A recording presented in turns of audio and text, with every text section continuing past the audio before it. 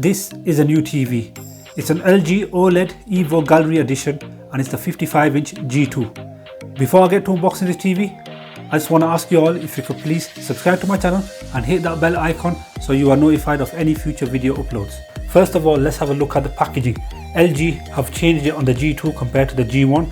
On the G1, the box was white and it had all these different pictures on it. This one is just a brown box, and the reason why they've done that is because this packaging is more eco-friendly, it's also recyclable and is better for the environment. Now without any further delay, let's unbox this.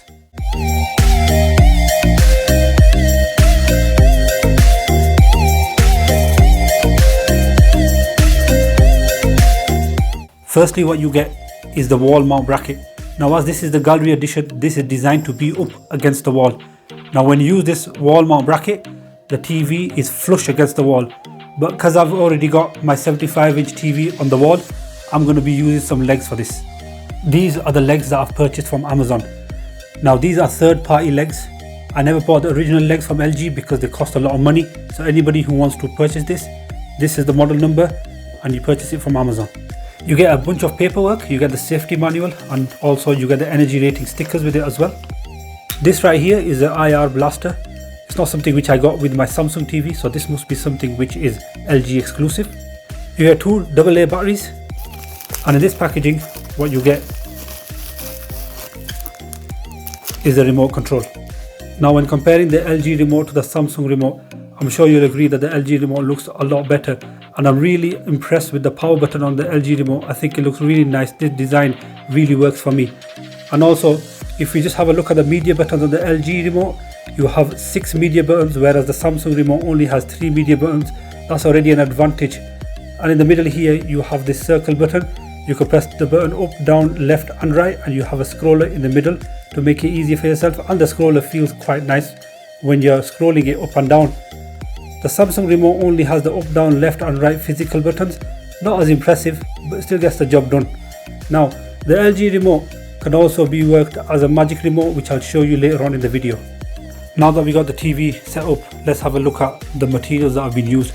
Now the back here, going all along the side, you've got metal. Now the good thing about this is if you put LED strips on your TV, you can use this metal to put the strips going all the way around.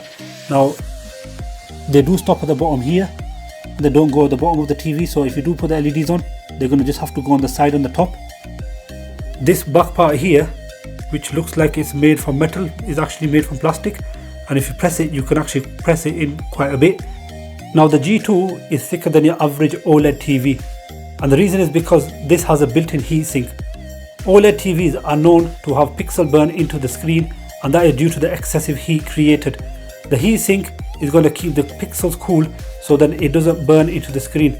Now with this, LG give a 5-year guarantee because they are confident that with this new technology, the screen burn is less likely to happen. Now one thing I don't like is that the power lead is not detachable from the TV. The issue that this can cause is if you've got the TV mounted against the wall and you want the wiring to go through the wall, you're going to have to make a bigger hole for the plug head to go through. The one thing I really like is that you've got these plastic pieces. You've got two of them. You've got one here and you've got one here. Now what this does is it helps for you to manage the cables in a more neater way. I think that's a really good touch. Now near the middle of the screen, you've got LG OLED written here in beautiful writing. Up here, these 4 screws are for the wall bracket, which is included with the TV. But if you wanted to buy your own wall brackets, you'd have to use the VESA holes on the back of the TV. Now the way the ports are laid out at the back of the TV, you've got some facing down and some facing to the side. The ones that are facing down, you've got an IR blaster, you've got a satellite in, you've got an antenna / cable in, you've got optical digital audio out, you got your Ethernet port here for internet connectivity. You have 2 HDMI 2.1 ports which run at 4K and 120Hz. You got 2 USB ins. Now the other ports which are facing toward the side, you have a further 2 HDMI ports which both run at 4K and 120Hz. One of them is an eARC. Now this is used for your surround sound, and the other one up here is a common interface.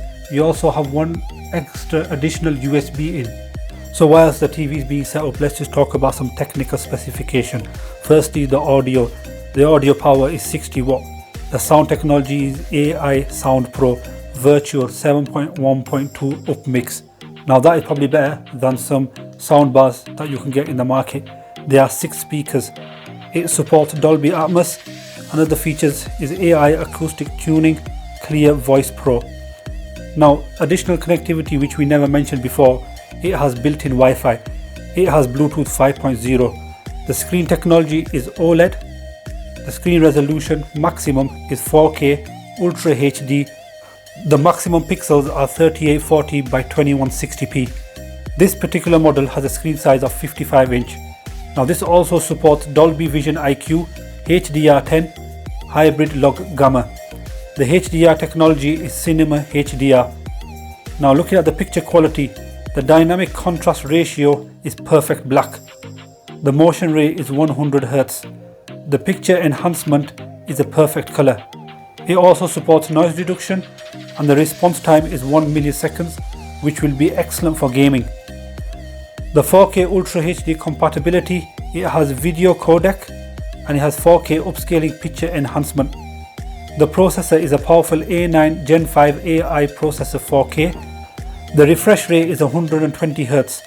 Now the gaming technology that this has is NVIDIA G-Sync, AMD FreeSync.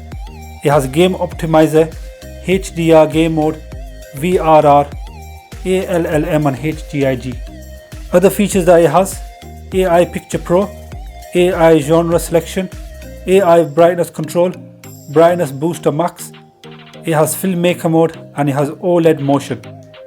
The screen is an anti-glare reflective screen. As previously mentioned, there was a feature for the remote which was known as the Magic Remote. Now how that works is you just move the remote in any motion against the TV and you can see that the cursor is moving along with it. And to be honest, it is pretty accurate, it is pretty smooth and I'm not experiencing any lag. This is my first LG TV and previously I've always had a Samsung TV. One thing I've noticed, which is a massive difference from the Samsung to the LG, is how smooth and how quick this menu is. On the Samsung there was quite a lot of lag when you're moving left and right. There was always a lag where you'd be 2 applications ahead but the TV would be 2 applications behind. But on this you can press it as fast as you want, it moves along. That is a big improvement and that is because of the A9 processor in the TV. Now one really cool feature worth mentioning about this LG OLED TV is if you go to the settings under OLED panel care, you'll see an option for screen move. Now I would recommend keeping this option on. Now what this does is, if the TV detects that there's a picture on the TV which has been on for such a long time that there's a possibility for the screen to burn, it shuffles the pixels so the screen burn does not occur. Now the best way to test this TV is to put on a 4K video on YouTube.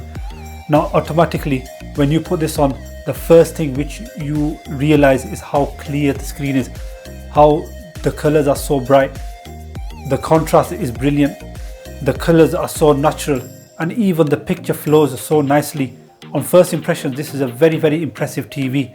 Now I did purchase this to play PS5 because of the amazing game mode that this TV has, but I think watching movies on this is going to be absolutely amazing. This might even go as far as replacing my Samsung TV. Now another test I want to do is an OLED test on this. Now on YouTube I've put a video on and what this is supposed to show is that the blacks are really black, and I am telling you this is absolutely amazing compared to my Samsung. The black on here is pitch black and it really makes the picture stand out a lot more, gives you a lot more clarity and makes it such a charm to watch. Now this TV has self-lit pixels. Now what this means is that when the OLED pixels are self-illuminating, there is no need for a backlight.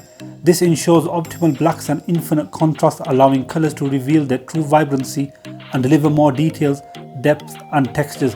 Now one thing I have noticed is that when this screen is off I can see my own reflection, but when the screen is on and is playing the blacks, I honestly cannot see my own reflection in the black because the pixels are actually playing natural black color. That is absolutely amazing. Thank you for watching this video guys. This was my first impression on my new LG G2 TV. In the future I'm going to make more videos, especially where I'm playing PS5, to show you guys the true potential of this TV. Please don't forget to subscribe to my channel and like this video, and I will see you in my next video.